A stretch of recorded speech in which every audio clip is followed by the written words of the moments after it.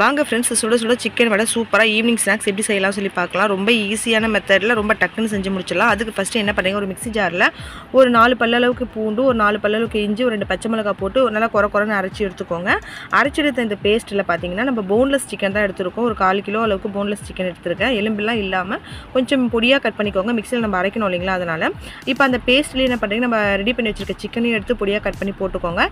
இதுக்கு தேவையான அளவுக்கு நம்ம மிளகாய்த்தூள், உப்பு, நம்மளுக்கு வேறு என்னென்ன மசாலா தேவை நம்ம கொஞ்சம் கொஞ்சமாக ஆட் பண்ணிக்கலாம்.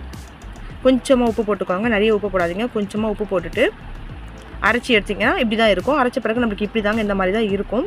இதை வந்து நம்ம என்ன பண்ணணும், ஒரு பவுலில் மாற்றிக்கலாம்.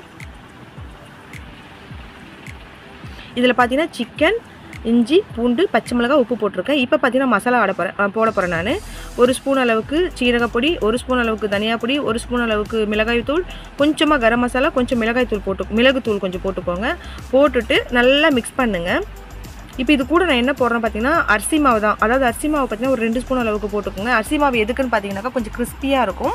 போட்டுட்டு பொடியாக கட் பண்ண வெங்காயம், பொடியாக கட் பண்ண கருவேப்பிலை போட்டிருக்கேன். நான் பச்சை மிளகாய் வந்து ஆல்ரெடி போட்டு அரைச்சிட்டேன் இல்லைங்களா, அதனால தான். இப்போ நம்ம வடைக்கெல்லாம் மிக்ஸ் பண்ணுற மாதிரி இந்த சிக்கன், வெங்காயம், பச்சை மிளகாய், மசாலா எல்லாமே பார்த்தீங்கன்னா நல்லா ஒன்றா ரெடியாகி வரணும். அந்த மாதிரி மிக்ஸ் பண்ணி எடுத்து ஒரு 10 நிமிஷம் வச்சுருங்க. இது வரைக்கும் நான் மஞ்சள் தூள் ஆட் பண்ணோம் இல்லைங்களா. மஞ்சள் தூள் இதுக்குன்னா கொஞ்சம் நீச்சு வாசனை வராமல் இருக்கும். அந்த கவிச்சு வாடன்னு சொல்லுவாங்க இல்லையா, அது வராமல் இருக்கும். இதையும் போட்டு நல்லா மிக்ஸ் பண்ணி ஒரு 10 நிமிஷம் ஓரமாக வச்சுருங்க.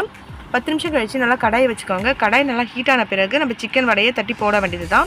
நீங்கள் வந்து தவா ஃப்ரையும் பண்ணிக்கலாம். டீப் ஃப்ரை பண்ணால் பிடிக்காது, இது ஒத்துக்காதுன்றவங்க வந்து தவா ஃப்ரை, அதாவது நீங்கள் வடை மாதிரி தட்டிட்டு கூட தவாவில் தோசை கல்லில் கொஞ்சமாக எண்ணெய் விட்டு நம்ம மீனெல்லாம் வறுக்கிற மாதிரி கூட நீங்கள் வறுத்து எடுத்துக்கோங்க. இது நான் வந்து குழந்தைங்களுக்கு தான் கொடுக்க போகிறேன். அதனால் நான் ஆயிலில் டீப் ஃப்ரை தான் பண்ண போகிறேன். சூப்பராக இருக்கும். இதில் வந்து பிரெட் க்ரம்ஸ் வேணும்னா கூட நீங்கள் டிப் பண்ணி போட்டு பொரிச்சிக்கலாம். ஆனால் நான் அப்படியே தாங்க போட போகிறேன். இப்போ நம்ம வடைலாம் எப்படி வட்டமாக தட்டிட்டு ஹோல்ஸ் போட்டு பொரிப்போம், அதே போலவே அந்த சிக்கனை எடுத்துகிட்டு நல்லா தட்டிட்டு ஹோல்ஸ் போட்டுட்டு எண்ணெய் நல்லா காஞ்ச பிறகு ஒரு சிக்கனாக நீங்கள் போட்டு ரொம்ப ஹை ஃப்ளேமில் வைக்காதீங்க. ரொம்ப ஒரு மீடியம் ஃப்ளேம்லேயே வைங்க. ரொம்ப லோவும் வேணாம், ஹையும் வேணாம். மீடியம் ஃப்ளேமில் வச்சிங்கன்னா நல்லா சூப்பராக வெந்து ரொம்ப கிறிஸ்பியான சிக்கன் வடை சுட சுட உங்களுக்கு தயாராகி வரும். இது வந்து நீங்கள் பெஸ்ட்டு ஈவினிங் ஸ்நாக்ஸ். இந்த டைமில் நீங்கள் சூப்பராக செஞ்சு கொடுங்க. சிக்கன் இதனால் ரொம்ப எடுத்துக்காதீங்க, கொஞ்சமாக எடுத்து ட்ரை பண்ணுங்கள். சூப்பராக வந்தது எனக்கு நீங்கள் கமெண்ட் பண்ணுங்கள் எனக்கு. தேங்க்யூ.